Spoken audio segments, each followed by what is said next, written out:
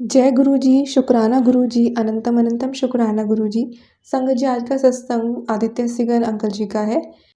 सत्संग शुरू करने से पहले संगत जी हमें ये पता होना चाहिए कि हमें सत्संग को अंत तक पूरा सुनना चाहिए, क्योंकि सत्संग सुनने वाले और सुनाने वाले दोनों का ही कल्याण होता है। ये गुरु जी के वचन है। और सत्संग को ध्यान से सुनना चाहिए, क्योंकि सत्संग के माध्यम से गुरु जी हमें हमारे सवालों के जवाब देते हैं और हमें ऐसे इशारे देते हैं जिससे हमें पता चलता है कि हमें आगे अपनी लाइफ में क्या करना है। संगत जी, अगर आप भी अपना सत्संग शेयर करना चाहते हैं, आप हमारी जीमेल आईडी और इंस्टाग्राम आईडी पर अपना सत्संग शेयर कर सकते हैं। आप लिख के भी सत्संग भेज सकते हैं, ऑडियो भी भेज सकते हैं और वीडियो बनाकर भी भेज सकते हैं। आपका सत्संग भी संगत जी के साथ शेयर किया जाएगा। संगत जी, सत्संग शुरू करने से पहले हम गुरु जी का मंत्र जाप जरूर करेंगे।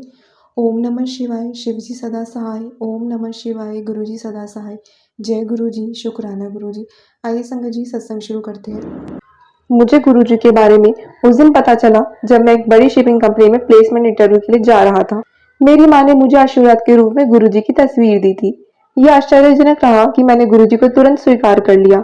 मैंने साक्षात्कार के लिए तैयारी नहीं की थी और उसे उत्तीर्ण नहीं कर सका, लेकिन गुरुजी पर मेरा विश्वास कायम रहा। एक साल बाद 2019 में मैंने कॉलेज से स्नातक किया।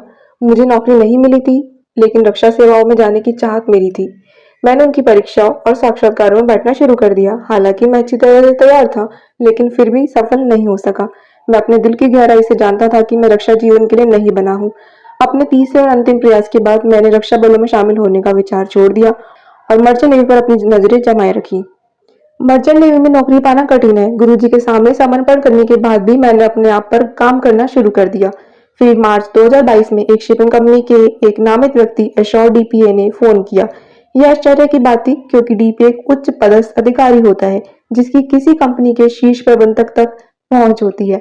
उन्होंने मेरी माँ से बात की और मुझे अपना सीवी उस कंपनी की कुछ ईमेल आईडी पर भेजने के लिए कहा, जिसका वह प्रतिनिधित्व कर रहे थे। जिसके बाद एक ऑनलाइन परीक्षा और एक साक्षात्कार होगा। मेरा दिल बैठ गया, क्योंकि मैं इसके लिए तैयार नहीं था। लगभग इसी समय मुझे एक भविष्य सूचक स्वप्न आया। इसमें मैंने पास के एक शिव मंदिर में जाकर 5 रुपए दान किए और प्रसाद के रूप में शहद प्राप्त किया। मैंने पास के एक मंदिर में ऐसा ही करने का सोचा। आसपास कोई पंडित न होने के कारण मैंने धूप से गिरी राख को प्रसाद के रूप में ले लिया। मेरी परीक्षा और साक्षात्कार दोनों अच्छे रहे, क्योंकि कोई तकनीकी प्रश्न नहीं पूछा गया था। और एक महीने बाद जिस कंपनी में मेरा साक्षात्कार हुआ था, उससे मुझे संपर्क किया और मुझे काम मिल गया।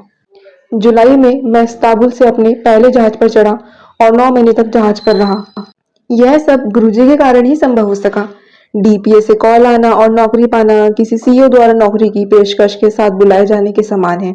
हमारे प्रिय गुरुजी के अलावा यह कौन कर सकता था?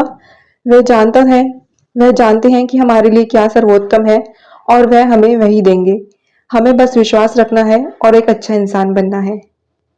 संगत जी, अंकल जी ने अपने सत्संग को यही विराम दिया है। ऐसे ही संगत जी, हम लोगों को गुरु जी अपने साथ कब जोड़ लेते हैं हमें पता भी नहीं चलता है। कहीं ना कहीं ये हमारे कोई पुण्य कर्म ही रहे होंगे जो गुरु जी ने हमें अपनी संगत बनाया।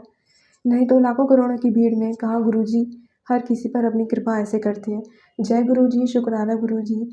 संगत जी, ऐसे ही सत्संग सुनने के लिए चैनल को सब्सक्राइब कर दीजिए और बेल नोटिफिकेशन को ऑन कर लें, जिससे कि जब भी सत्संग वीडियो अपलोड हो आप लोगों को मिल जाए। आज का सत्संग को यहीं विराम देते हैं। जय गुरु जी, शुक्राना गुरु जी, we love you Guru ji.